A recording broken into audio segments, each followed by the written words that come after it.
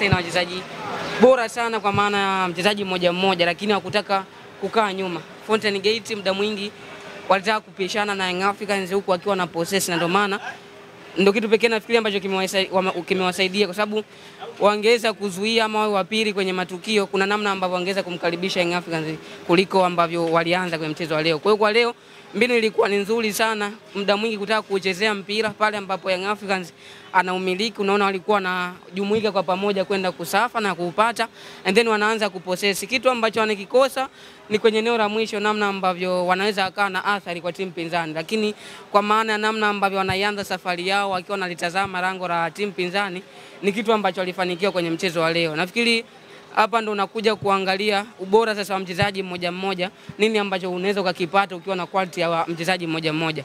Mechi imekwenda kuamuriwa na ubora wa mchezaji mmoja mmoja wa Young Africans, lakini kimbinu ni kama makocha ambao walikuwa wanafanana kwenye falsafa ambao walikuwa wanaitumia, kulingana pia na machaguo ambayo Pedro Goncalves alichagua kwenda nayo kwenye mchezo wa leo. Moja kati ya kitu ambacho nafikiri kinawakosesha Young Africans imani ni kumkosa Pacome Zouzoua and then ukamkosa Dickson Job pamoja na Diarra. Yaani tafsiri ya kawaida ni kwamba Yanga inajengwa nao wachezaji. Kama wanakosekana, athari inaweza ikawa ni kubwa sana kama unakutana na mpinzani ambaye yuko bora kwenye maeneo yote ya uwanja.